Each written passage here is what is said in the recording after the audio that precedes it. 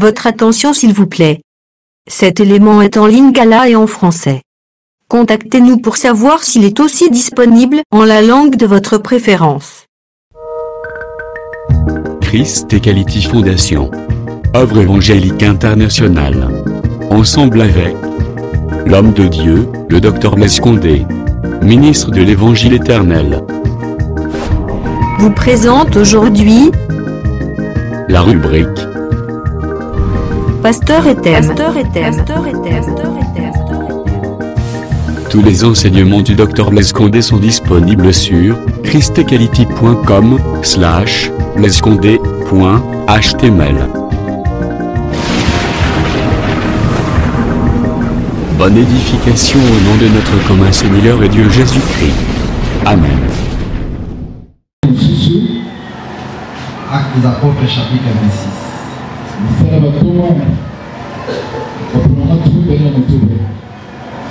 Commençons au verset 17.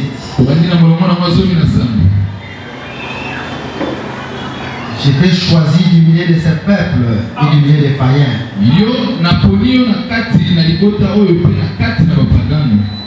Vers qui j'ai envoyé, afin que tu ouvres les yeux,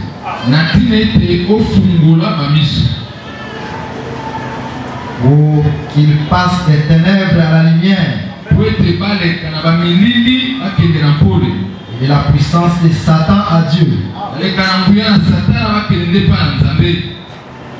pour qu'ils reçoivent par la foi en moi les pardons de péché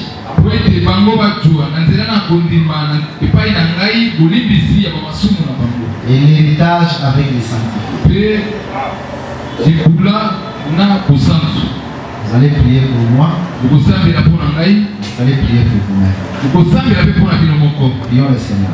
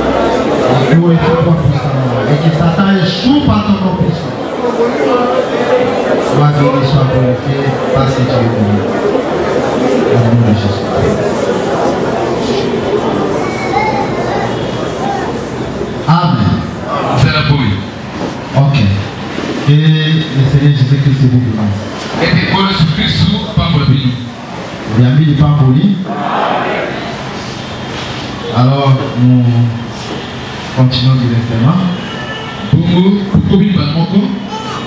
Je pense que hier, nous avons longuement exploité sur les pains qui doivent être rompus avant qu'ils ne soient partagés.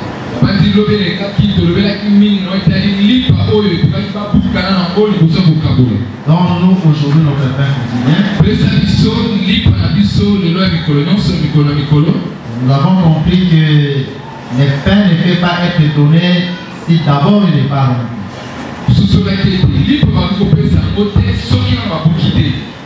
Il y a beaucoup de choses qu'on a parlé hier là-dessus. Et nous voulons aujourd'hui vraiment évoluer. Et là, moi, la manière dont nous sommes en train d'évoluer, dans l'enseignement, nous savons qu'il y a des questions. Dans l'enseignement, nous commencerons à répondre à toutes.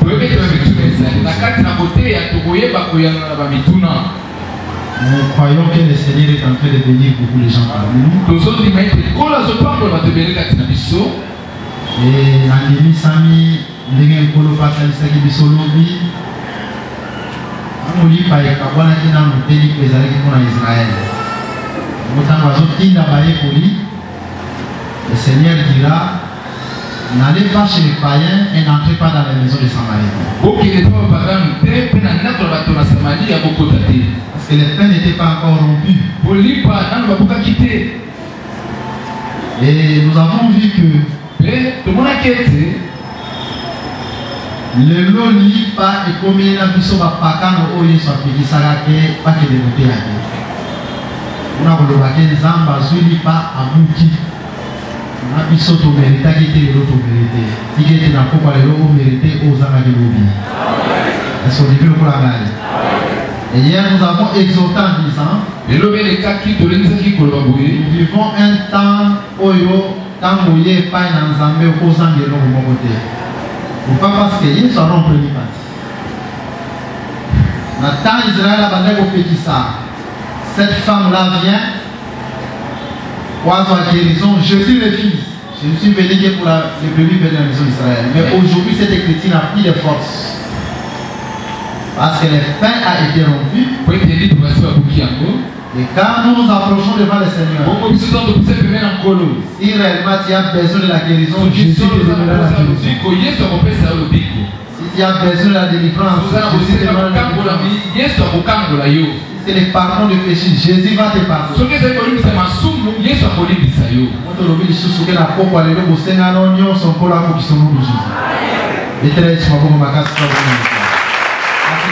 Le pain rompu, il est partagé. Nous avons compris que ce temps, c'est le temps de l'église, c'est notre temps.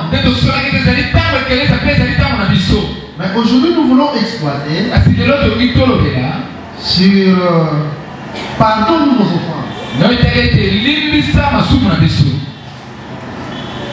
Parce que nous avons dit nous avons une grande action que nous sommes en train de préparer. Mais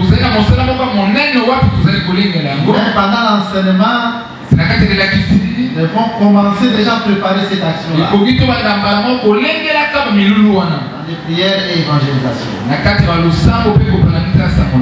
Mais conformément à cette écriture, nous comprenons que Dieu ne peut pas pardonner, le pardon ne peut pas venir. Si d'abord Dieu ne donne pas le pain. Parce que l'écriture commence par dire donne-nous aujourd'hui notre pain quotidien. Et ensuite l'écriture ajoute pardonne-nous nos offenses. C'est pour dire que Dieu ne peut pas pardonner s'il ne donne pas d'abord le pain.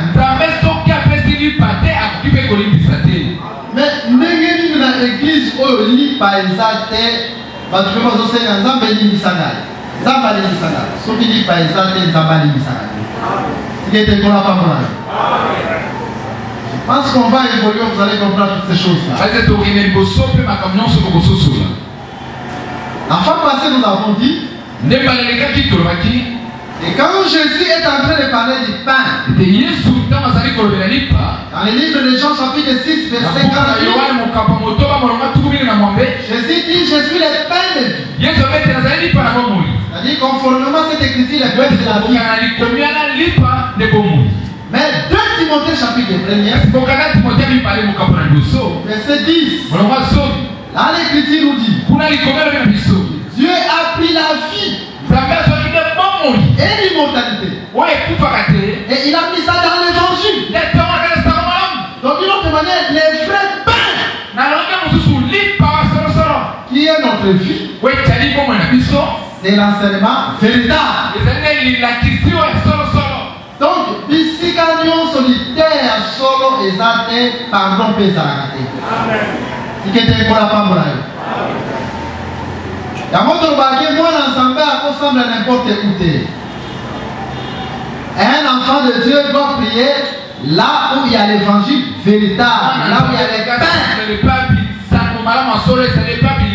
Jésus dit, donne-nous aujourd'hui notre pain quotidien. Pardonne-nous nos offenses. C'est là où il y a les pains. Il y a l'enseignement véritable. C'est là où il y a le pardon. Donc, moto oya ndimeli te ake banzambe bazambi satu na nozi bolimbi sa masumute. Parce que ni paisate. Moto oya ndimeli ke mwasa boiko teya na nozi bolimbi sa masumute. Mon toit dit, moi ça voilà ta pantalon, bijoux, ainsi de suite. Dès que tu as fait le tour, c'est qu'on va verser dans ma question. Vous allez nous ça va verser à nous. Le pour les actes conforme à la doctrinité, là dans une parole de péché. On a remarqué, les paroles de péché, c'est là où il y a les pains véritables.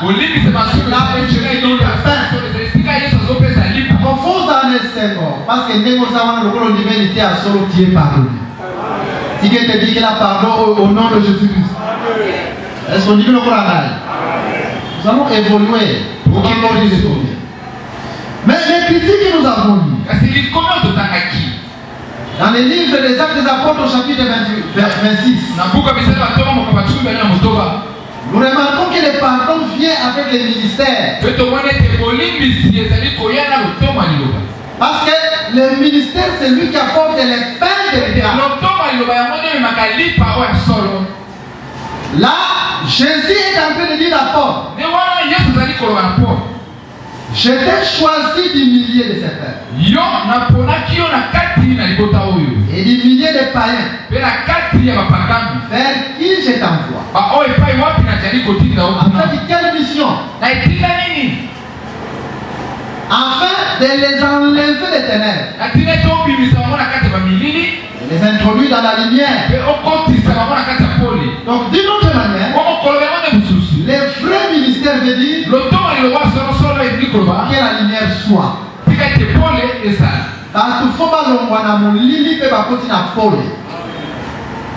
Et à expliquer les choses souvent au tel saké, parce qu'il faut pas la puissance et à Satan. Mais pas la délivrance en Jésus. D'une autre manière, le ministère il y a solo et ça les mots à ça va demander ni. Soit quand moi dans Zambia on a délivrance au nom de Jésus. La mot de l'objet que les démons sont liés aux coutumes, aux traditions, aux bandes de ma belle mari de nuit, aux femmes de nuit. Soit délivrance au nom de Jésus. Parce que là où il y a les ministères, il faut qu'il y ait la délivrance. Si l'écriture ajoute en disant, afin que les gens reçoivent les pardons de leurs péchés abondants dans le nom de Jésus. Donc, s'il n'y a pas de ministère, le peuple ne peut pas recevoir les pardons. Parce que quand on voit les ministères, on voit les pères. Hier, nous avons dit ceci. Quand Jésus a pris les pains, après avoir rompu les pains, il a pris ces pains-là, il donne aux disciples. C'est les disciples qui devaient distribuer les ministres.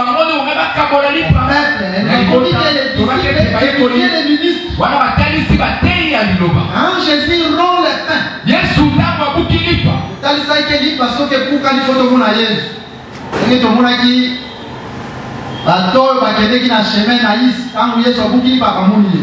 c'est-à-dire quand Jésus a rompre l'écriture dans l'écriture, tout le monde a mais si vous interprétation, appelle la ministre, elle est peine. Si madame la ministre, il faut appeler ça la peine.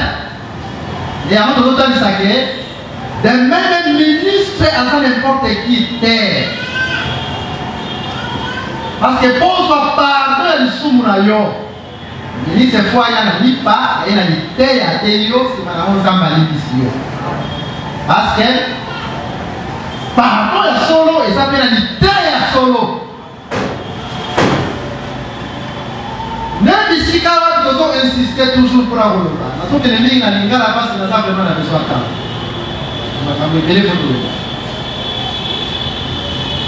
Nous devons insister pour raconter ça. Que l'hypothèse vous a obligé pour mes mains, parce que nous avons un thème à sa place dans vos corps. Il y a 2 Corinthiens, chapitre 7, verset 2 et 8. Et donc trouver une place dans vos corps.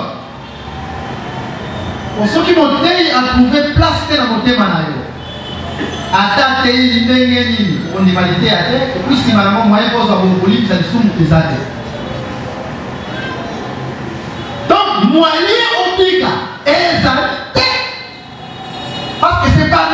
ministre nanzeralité ane pardon ezoya na peuple. Mais dans soit qui ma préoccupation est belée et pas bandeko avant de continuer. Et comment comme on a dit le docteur, pour la mater à bien. Mais comment qui côté non, oui côté à. Et comme même ma ministre dans mon thème. Mais pas tout pays va suivre d'autres. Quel ministre est au la Zambie? Au moins dit que tellement que Bandoto est appelé que ministre est au la Zambie qui attend au pays n'engeni n'a fait la paix, n'a pas confiance. Là c'est bon dans la tête. Et ma question peut être là pour ça qui gagne malheureusement pour répondre à la semaine passée dans la vie demain, dans les gens qui est question pour avoir cette réponse. Je pense que total ça qui a fait passer pour lui. Attitude, il y a eu au moins un Zambé aux Alandengeni, à Kabandoto et Zaïpilé. Pour la ministre Wana. Mais, bon, mais Bandoto, on n'est pas ministre Wana, lui qui est dans Zando quitté. C'est bon, attitude, il y a eu aux Alandengeni. Dans ça, conformément, il y a 1 Corinthiens chapitre 14, verset 1er. On va dire que dans la solo, base dans le fondement de l'amour, la charité. Ministre wana awangani. Alwinga azamu. Nazo que la chambre de nos, quand la chambre de nos. Ministre wana lwige ngai nazamu kili te. Mais yo soko ça moi ensemble que le mat don wana ou pas ensemble. Et l'homme besoin d'accepter les cabouane ou pas ensemble, un vrai don passe en c'est l'amour. Et puis le l'amour quoi? Avant d'avoir ton dans processus nous par rapport à l'homme. Yo ko ça tout dit. Yesu ka le dit bon, ngai na ça la dit. L'amour quoi? Donc quand il a eu, il faut garder toujours confiance. Mais maintenant dans la marche, voyez babou. Nous donnons ce qui va normalement. Nous devons péniter les autres qui vont. Nous donnons ce qui va la gérer. Il faut donner la. Ce qui par exemple, c'est un frère. On va soit qui va notre. Et va notre va laisser répéter. Non, nous ne pouvons pas laisser ces songes comme ça. N'a n'aimé à gérer dans d'autres. C'est-à-dire, nous devons confronter dans notre wana. N'a pas ça que nous ne peut pas juger. Total, c'est qui par rapport à 1 Corinthiens chapitre 14. Ça qu'on a sakoli, parce que nous sommes à juger. Mais après, ça qu'on va juger, même au thé, wana a boni. Alors, il y a un ensemble de l'idée. Il y a un autre qui est mais qui quand ça va vous dire l'autre maïs. Parce que Jérémie, dans Jérémie chapitre 28, tant les faux prophètes Anania a télémé l'autre maïs, à cela qui est une déclaration, pour confirmer, prophétie avec les frères. Alors, qui bon, Anania, ils ont troublé le père. Parce qu'à télémé a quitté, prophétie à Jérémie. Alors, tala la mula oyo likambo bokomela yo ndenge pa lobaki likambo wana pe komela ki yo kopesa biso sili nzambe fa bungati motei lokolo wangani tala na tel tala likambo zokoma boye et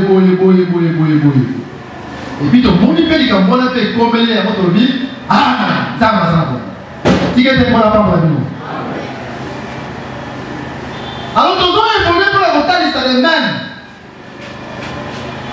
Que notre carte ecclésiato prophétie et la carte pour la guindokité. Et ça c'est que nous prophétisons que mototel indoki. Mais mon colonie il faut prophétiser que en tout cas nous avons pas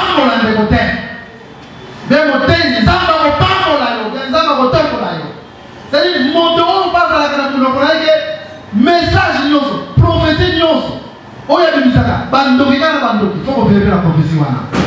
Qui est un peu la femme pour nous. Et qu'on vérifie que c'est dans ce sens-là que nous avons dit ça. Et que toutes ces prophéties doivent être traitées. En fait que tout y est là. Peut-être comme on a dit dans la souka. Est-ce que les frères qui ont prophétisé sont des vrais prophètes? Si ce sont des vrais prophètes, alors, tout le monde est. Tout le monde est. Mais ce qui t'ont l'année, tout le monde est va prophétiser qui est l'eau qui est à soloter. Non seulement pour la montée, même contre frère, même contre sœur. Nous comprenons directement que cette frère ou cette sœur a été envoûtée. Et puis, il faut tout ça me la donner. Foi, c'est le mentir. Est-ce que vous êtes dans ce moment-là? Il faut comprendre l'esprit enseignement. Esprit enseignement est ça que Tobi qui a des frères, tant parmi nous. Parce que parmi nous, on trouve la carte d'église, ce sont des dons. Et si l'enseignement n'est pas cadré, si les dons ne sont pas cadrés, c'est alors que Satan finit par s'introduire. Il y a votre bail qui est souci dans le biseau. On appelle les cabos et solo. Donc, comment on peut dire que nous sommes dans le cabot? Voilà. Ma prophétie, non, c'est du mal qui est-ce que là n'est pas content pour le Torobaki. Le par rapport à la perfection. Par rapport à la perfection, donc il y a beaucoup d'années dans le collège. J'ai toujours présenté perfection à faire. Mais ce qui, par exemple, donc il y a beaucoup qui faut trouver la quota qui n'est c'est ça notre problème. Il y a une association où il y a une contestation. Ce ne sont pas de très bonnes associations. Contestation autour ça awa par rapport à la doctrine et à l'écriture. Et ça fait que nous parce que nous avons contesté à bon. On a contesté parce que la réalité. Mais ça c'est du commis. Il faut contester tout le monde que na moni ngolu te katinaye par rapport à telle écriture. Ok. Mais contestation, on est toujours dans ça.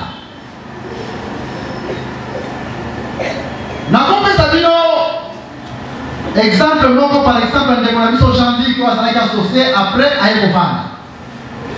Faut toujours les bandits. Mais à côté de tout ça là, mais parce que dans la marche, vous voyez comment on a dit près dans le ministère. C'est-à-dire, il y a un problème. Il y a un bon remarqué.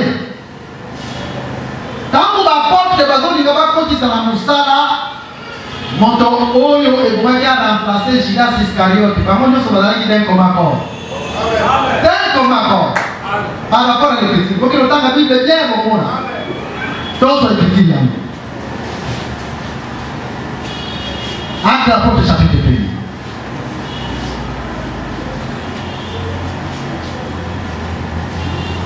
1. Acte d'apôtre chapitre 1. C'est la bâton en compagnie de Bousso. Autant rapidement. Dans le verset 20. Or, il est écrit dans le livre de Psaume que sa demeure devient désert et que personne ne l'habite et qu'un autre prenne sa charge. Il faut donc que parmi ceux qui nous ont accompagnés, tout le temps que le Seigneur Jésus a vécu avec nous, depuis le baptême des gens jusqu'au jour où il a été enlevé, il en est un qui nous soit associé comme témoin à sa résurrection. Il s'en présentait deux. Joseph appelé Bassaba. Surnommé Justus. Et Matthias. ils firent cette prière. Seigneur, toi qui connais les cœurs de tous, désigne lequel de ces deux tu as choisi, afin qu'il ait part à ce ministère et à cet orchestre. Pour aller à son lieu. Ils tirèrent au sort. Et le sort tomba sur Matthias. Il fut associé aux 11. Par contre, il n'oublie rien. C'est-à-dire, dès qu'on met accord, quand on va tirer au sort, et dès qu'on met accord, sort le Kéina, Matthias. Tout le monde a constaté ça qui par rapport à la doctrine. C'est que c'est pour la parole de Dieu. Donc, apôtre de Moni Batia comme ça, derrière Wana terre dans la Bible. Parce que les ministères font le Moulini et le Maïen la lumière. Et le Moulin la puissance à Satan vers la délivrance. Les ministères font apporter les pardons du peuple. C'est pour dire que ce n'est pas n'importe qui peut être à son ministère. C'est que c'est un peu la compréhension. Si on va la consommer, la mission c'est pas batata pour le retour. Mais n'est-ce pas Jean-Luc à côté de la Moussala?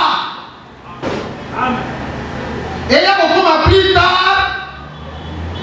Et que son télévision de chair, Moulou et ça, donc il n'a pas fait preuve du ministère. Non, on peut s'en réconstruire. Même pour remarquer que même l'association islamique n'a commis à porter. La contestation, il y a toujours grève et ça n'a pas été glissé. Grève, pour m'arrêter, ça n'a pas été glissé. Comment accord on a dit ça, n'a pas été la montée dans ma bête. Ton mot est vraiment doctrine. Comment on souba ça va vraiment pas. Au petit n'a pas mon confiant.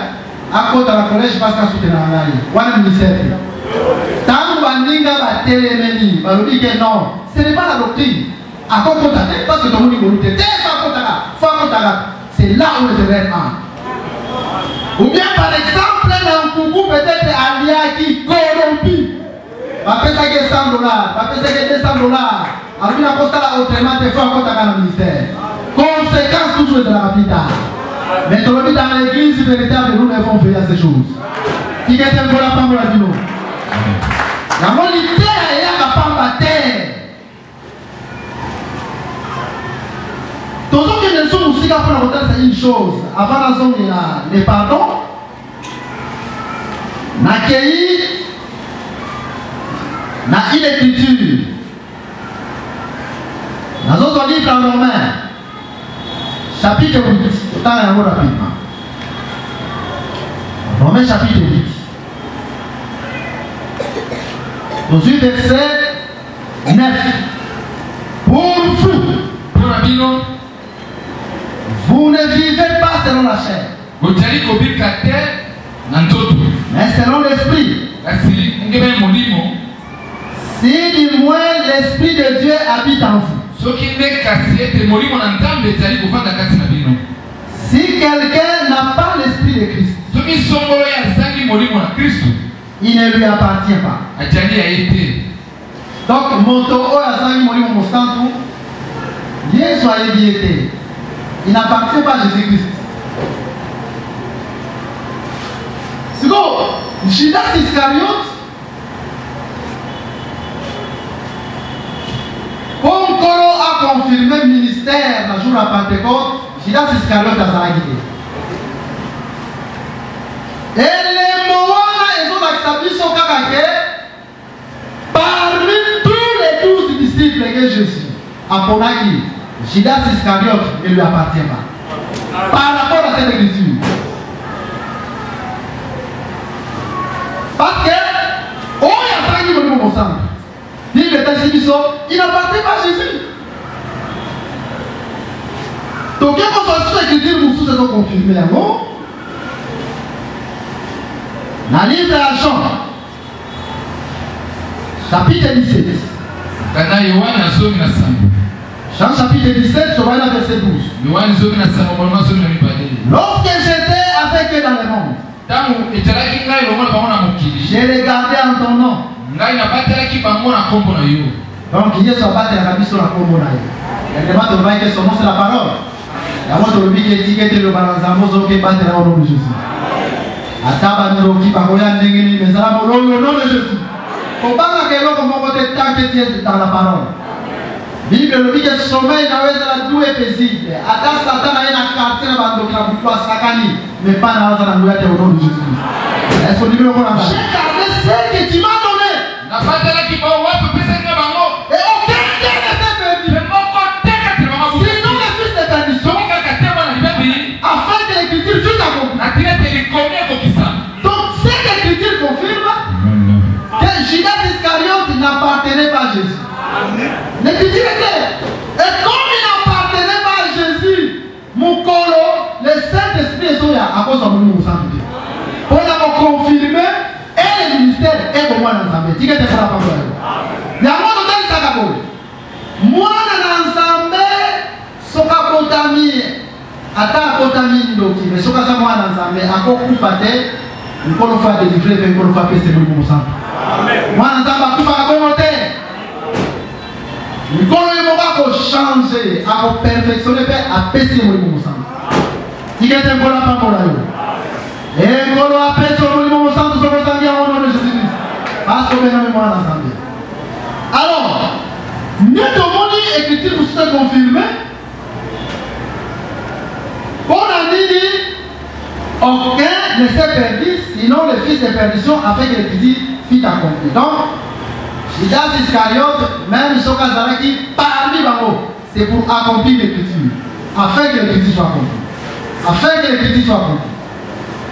Mais il y a des sous-sous, l'écriture est institution à lire. Il y a Jean toujours, mais c'est quoi la Jean chapitre 13? Jean chapitre 13, verset 18. Ce n'est pas de vous tous que je parle. La comprendre dans le verset 17. Si vous savez ces choses, vous êtes heureux. Vous vivez, vous les pratiquez. Ce n'est pas de vous tous que je parle. Donc l'Inoba est bien qui n'a pas la Judas Iscariote. Il était bien qui n'a pas Jésus dit, je connais ceux que j'ai choisis. Donc, conformément à cette écriture, Jésus n'a pas choisi Judas. Mais ce que Judas a qui peut être avec nous apôtre, c'est pour un but, afin d'accomplir l'écriture. Il y aura ce qu'on dit, mais il faut que l'écriture s'accomplisse. Il n'a pas été choisi, mais il était parmi les apôtres nécessairement pour accomplir l'écriture. Quelle est cette écriture? C'est lui qui mange avec moi les pains. A levé son talon contre moi. Il faut mais en réalité, il n'a jamais été choisi. Seulement pour accomplir l'écriture, plein la famille. Parce que rien ne vous demande à faire la est-ce qu'on comprend, madame? Donc, Judas est venu dans l'écriture. Mais si on y a l'écriture, et Jésus est donc à son temps de saquer, à ça qu'il a été. Mais il y a qui a compris, du commun. Tu es pour la parole. Et tu es sur mon matin, tu peux t'en comprendre. Mais tu es au temps du saqueur. Le Saint-Esprit, c'est la confirmation du ministère et c'est la confirmation pour moi dans l'Assemblée. Confirmation du ministère de l'église parce que hier, c'est dans mon corps qui était vos amis comme ça. Et c'est le Saint-Esprit qui devait confirmer la mission de Bagay. Et c'est là le vrai apostolat commence. Mais Judas, ça y est, c'est seulement pour accomplir l'écriture. Amen. Amen. Si nous devons évoluer pour la montagne de Sabo. D'abord, il faut dire que Dieu ne peut pas établir un ministre qui n'a pas le Saint-Esprit. Si on communique un ministre, à côté de ça, il faut nos hommes à la débit. Et l'association ne sera pas qui ni. Nous autres qui est toujours. Même place où nous avons dit qu'un ministre a quitter ministre à soi vous allez nous quitter. Ce qui nous a côté, il faut tous sommes à la débit. À côté de l'Église, maintenant, beaucoup ici, il faut demander pardon au peuple. Comme nous à côté de l'Église.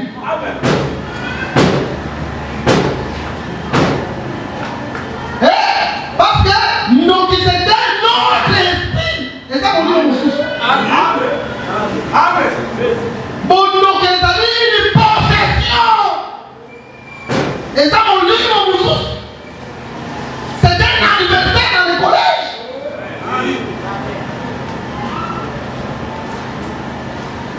Il y a beaucoup de gens qui Jésus quand nous avons confirmé le ministère avant ma gueule. Il faut le Saint-Esprit vient. J'y laisse à cause de la tête. Amen. Nous avons dit ça pour les chefs de l'Église. Nous avons dit que nous avons dit que c'est différent dans peut-être au Yopon. On est dans la marche. Nous sommes comme liés par exemple à Tongi, à Flingi. À quoi ils sont morts et après ils ont ma parole pour l'Ibisangaï. C'est différent. Il a le Saint-Esprit, mais à ça la bonne parce que bonne c'est une possession. C'est un autre esprit. D'abord, maintenant, ça dit une écriture, cher Dieu. Nathan, ça dit une écriture. Ephésiens. On a fait ça.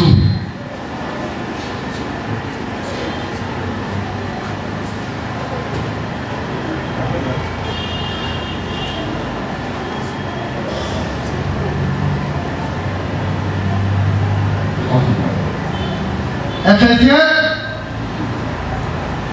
vous voyez l'écriture dans Ephésiens, Ephésiens chapitre 4. On a fait ça. La première. Donc, verset 30. On va tout oublier ça. N'attristez pas le Saint-Esprit de Dieu, par lequel vous avez été scellés pour le jour de la rédemption.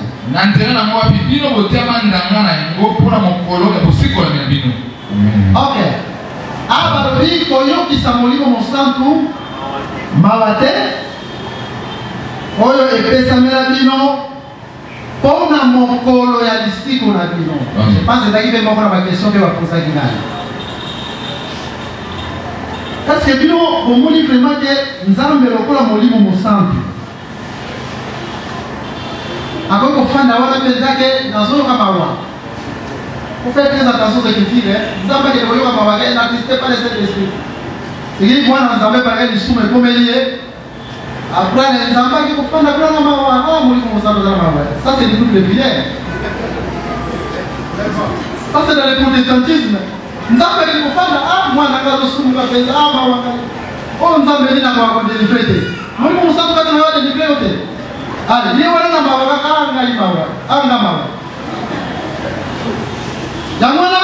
verset, ce qu'on dit verset, moi pour la Bible, verset, on va expliquer la verset Moussous. Là, je vais verset Moussous. Amen. Ok. Nous avons verset Moussous, donc on a Corinthiens. 2 Corinthiens, chapitre 7.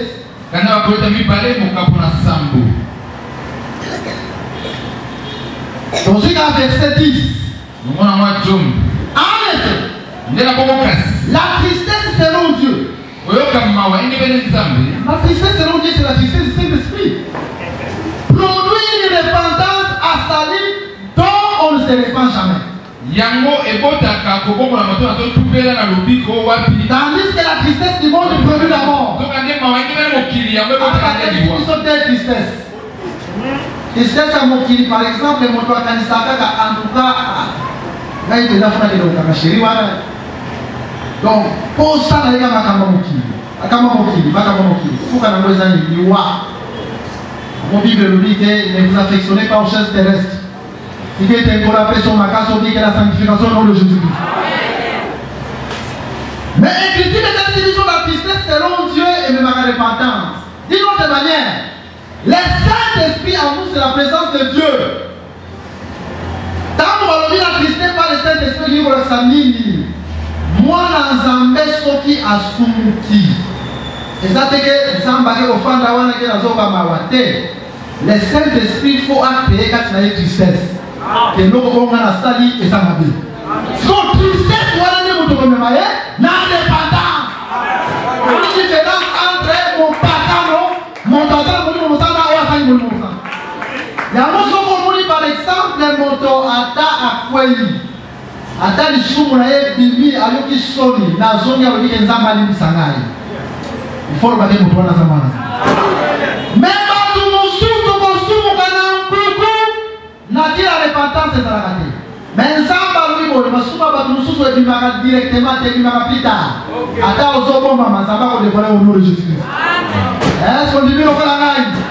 C'est-à-dire le Saint-Esprit attristé selon Dieu, c'est ça attrister le Saint-Esprit. Mais avant que ça, la moi dans sa mère, dans la rame, voyons, nous allons poser la question. À poser la question.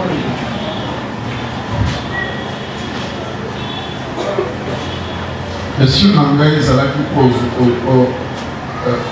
répondre en mot. Mais au final, il a été soutenu. Et ça, il y a un mot de la beauté. Ce qu'on a, question est ça qui est aussi dans le côté de la prophétie, aux autres qui n'aiment pas. Le Seigneur qui va me sauter. La question est soit là où on a répondre. Ce qu'on veut dire qu'elle est belle, et puis au moins, il y a noté, il y a éclairé. Ce qu'on a, il y a des prophéties. On va les préciser dans tout le monde. Kambo etali prophétie. Ninga yeba ndenge uti kolobana ndo avana bana prophétie na bana kambo ya ndeko Judas. Ndeko Judas. Siko Judas question na meza kibo. Babenda qui est apôtre. Isaïe solo to ya soloté. Est-ce que moto s'occuper à ministre T. Mais ils ne savent pas convaincre dans un premier temps dans le titre Wana, pour docteur, prophète, est-ce qu'il faut ça dans bongo? C'est une façon. Parce que Nathalie qui vient de dire que Nzambe a béni bango bapôtre. Nzambe Satan a dit. Alors les gars qui n'ont pas bon, à tous les gens qui ont été apôtres na yé. Voilà les gars qui ont apporté comment dans ma lumière. Il y a mis parler concernant la prophétie. Nga nazoa na moi komitumisa na mutu awa. Na kati ya motema na nga za na moi komitumisa na ndambo. Exemple. Na yese ko na leku mutu alali nga na lali nazwi ndoto na nga ndoto wana par exemple l'action que serbo ya zalindo ndoki na yese ko na yini ete na sapela ni kamponto ete kaka na moni bongo siko mutu na ngeza kipoye. Tu peux répondre à moi, mais il y a comprendre bien les soucis. Si tu as dit que il y a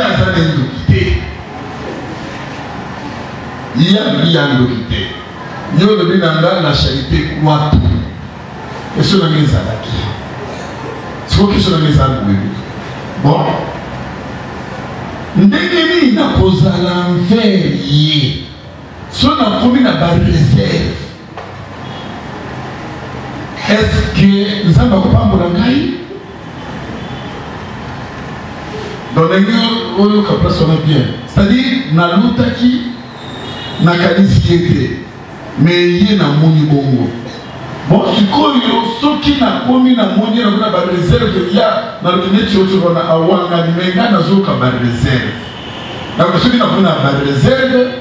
Na komi ko s'éloigner na ye même tout na ngeza kijour wana. Est-ce que état wana et ça madame on a mis sur ensemble. Est-ce que nous sommes pas coupants pour la état wana? Ni pas. pense que le doyen se poser sur la question, le pot, et puis c'est une chose pour les vacances. Nous mettons le bail du ministère, il faut le voir sur la terre, le peu même sur la lumière. Pour la part de la lumière. Quand on dit que le bail qui la fois passée, il y a un polo, à ce que ça la réponse à la question, à plus au point, il faut le passer à la tout la union. Est-ce qu'on dit le pour la gagne?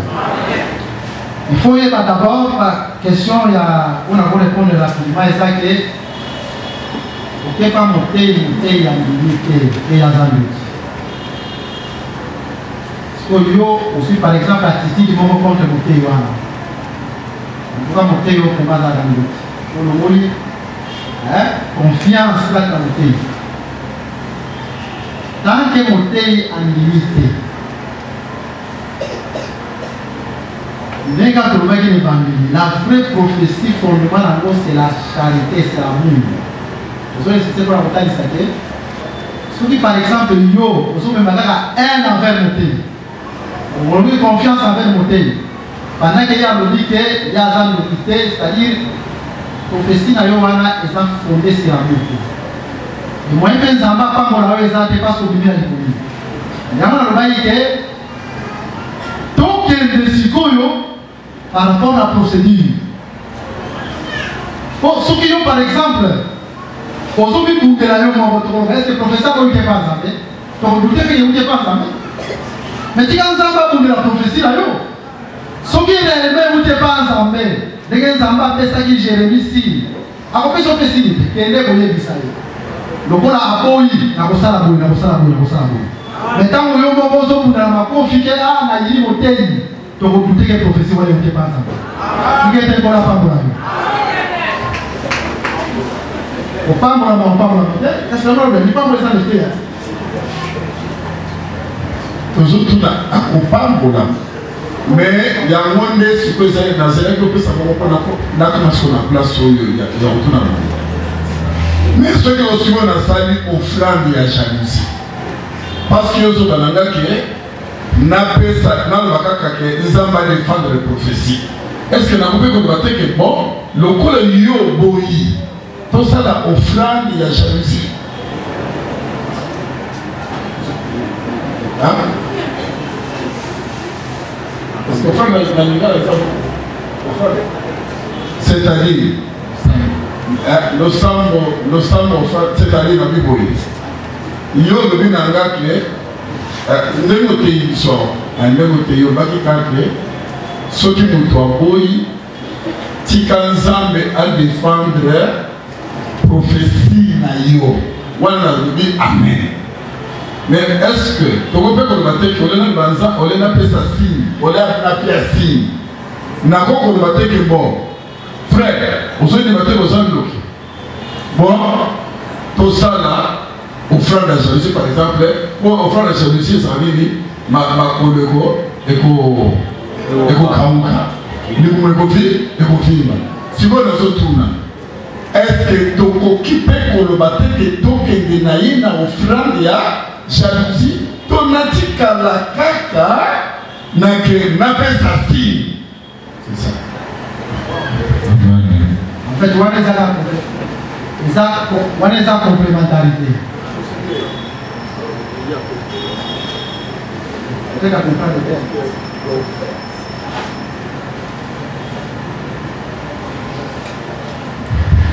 Nani précision, moto oyo akosenga offrande ya jalousie eza moto ya zwaki ndoto to ezali batu oyo to basali na nzambe oyo amemaki ndoto epana bango.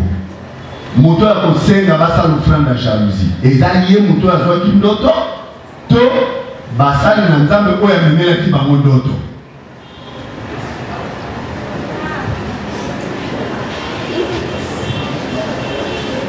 Tel qu'avant le dit, apporte un pied d'égo. Arrêtez offrande à la jalousie dans la sacrificateur de l'homme de salam. Mais c'est qu'il a nous doyen. Amen. Nazo, on a posé une question autrement. Est-ce qu'il y a la différence? Docteur, dans la procédure, na l'autre d'auto, je reprends la l'autre d'auto. siko na ndoto na nga wana nakepa motei to nalatika motei te nakepa ya frère ayebisi ngai ke yango te nalandi lisusu nazwi yango lisusu nayepa motei pa frère alobi ya nakutani nandi na apôtre Didier alotia sikoyo soki nazwi inspiration ya nzambe bake pese elembo po tondima prophétie te ça c'est un oyo olakisi swa est-ce que nakokozwa mpe inspiration ya ke tosala na yo offrande ya charité nakozwa est-ce que eza yo moko te bon yango nauti koloba ke moto oyo azwi lisakweli mondima kosenga offrande ya jalousie te parce que moto abandi osenga offrande ya jalousie c'était les sacrificateurs mpona pambola bino na répondre sur la deuxième question.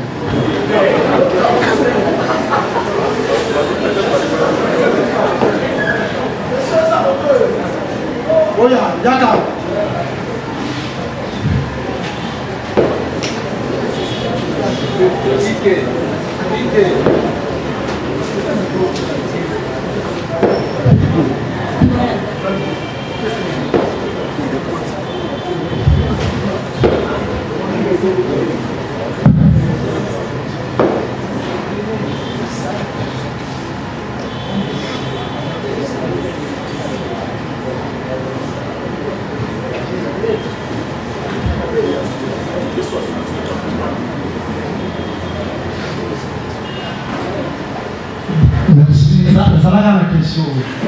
Merci pour sa parole.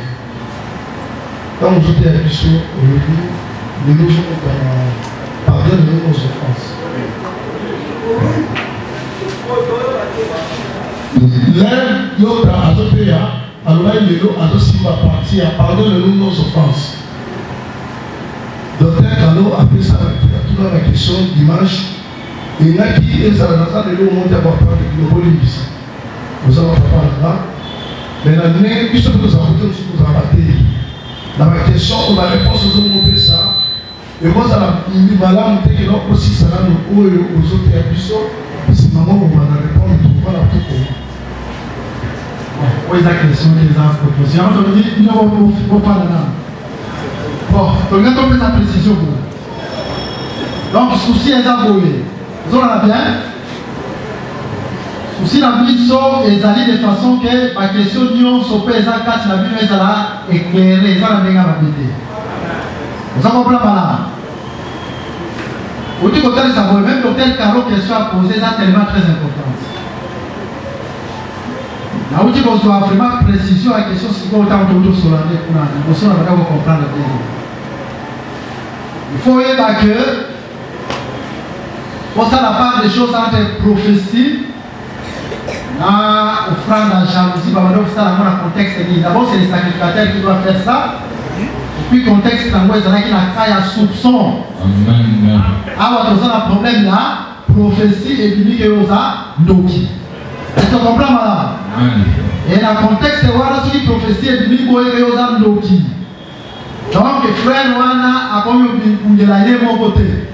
Quand il y a ma casse, quand on appelle ça si. Pas confirmer les professions les avis. On n'a pas problème. On répond de l'issue. Dans le sous on passe dans le répond de Théoagidas. Nous avons Actes des Apôtres chapitre 1er. Louis Boyer. Aujourd'hui, verset 16. Homme frère. Il fallait que s'accomplisse ce que le Saint-Esprit dans l'écriture a annoncé d'avance par la bouche de David au sujet de Judas, qui a été le guide de ceux qui ont saisi Jésus. Il était compté parmi nous. Il était compté parmi nous comme un apôtre. Mais pour autant, il s'est que quand vous allez compter parmi nous, toujours c'est pour accomplir l'écriture. Il faudrait que soit accompli ce qui a été écrit. Ok. Et il avait part au même ministère.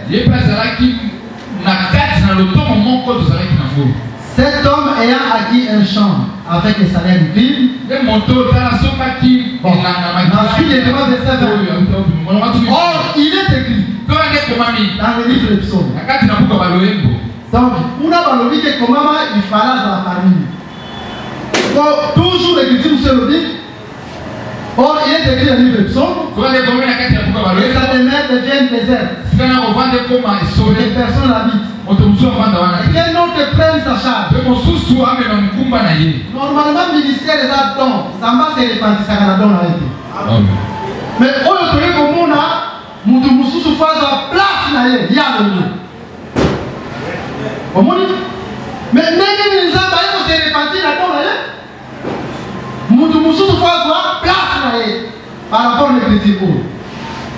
D'ailleurs, d'abord par rapport à Judas Iscariote, il fallait toujours compter parmi Bango, avec un apôtre, mais pour accomplir l'écriture, parce que au hasard, le moment où Bango il fallait s'élever et aller dans le livre de Christ.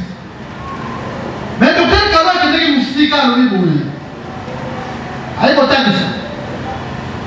Est-ce que vous avez fait quand il a vu ça? Vous pouvez aller à Bengami apôtre.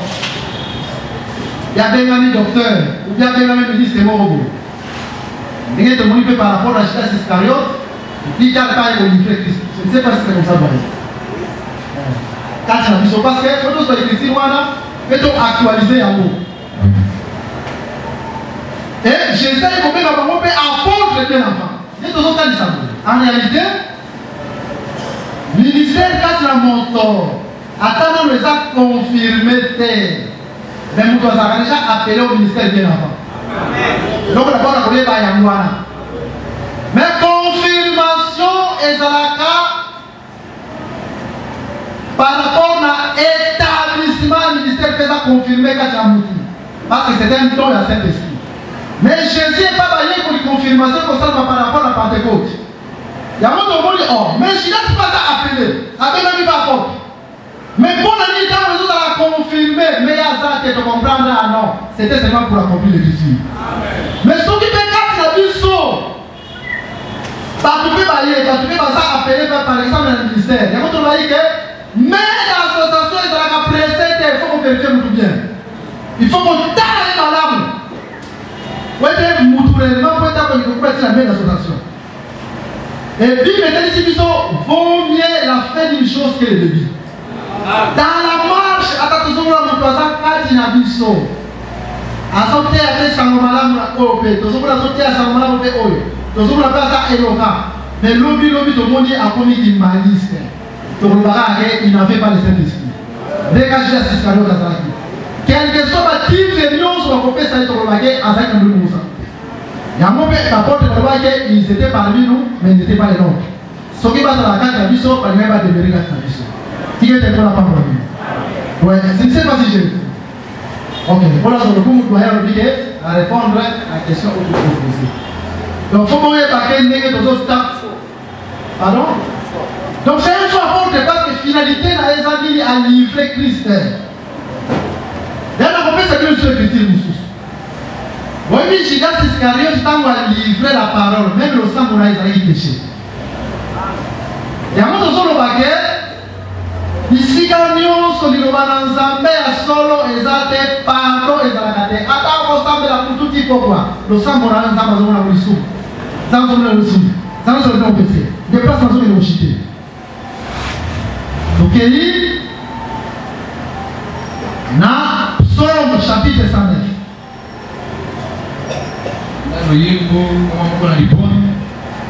Psaume 109.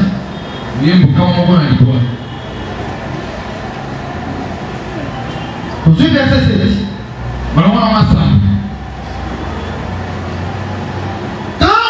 jugera. Qu'il soit déclaré coupable. Et que sa prière passe pour un péché. Que ce jour soit pémonté. Que notre prenne sa charge. Mais prophétie Judas Iscariote.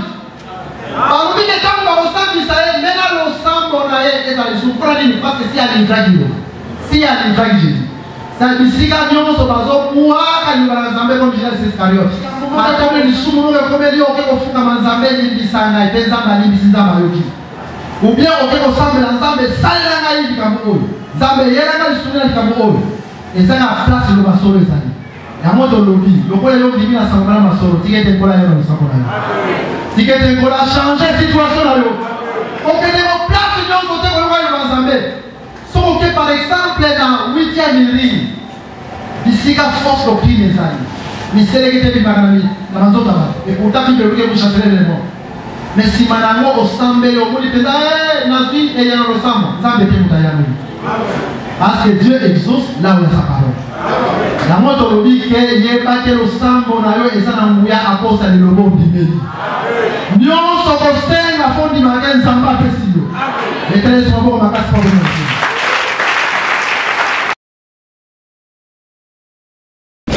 Merci d'avoir suivi ce message et que Jésus-Christ vous bénisse. Si vous avez une question à l'intention de l'homme de Dieu, si vous voulez que l'homme de Dieu prie pour vous, si vous voulez vous confier à l'homme de Dieu, ou si vous voulez tout simplement bénir l'homme de Dieu, contactez-le directement si ses coordonnées sont disponibles depuis sa page. Sinon, contactez-nous et nous lui transmettrons vos préoccupations. N'oubliez pas de faire un tour à notre page évangélisation pour voir en quoi vous pouvez vous rendre utile à Christ par cette œuvre. Que Dieu vous bénisse tous. Amen. ChristQuality.com. Les cieux en un clic de la souris. Évangile-éternel.com. Le site de l'Évangile éternel. Christ et Quality Fondation, équilibrer la manne ramassée dans le désert de sorte que chacun ait un honneur.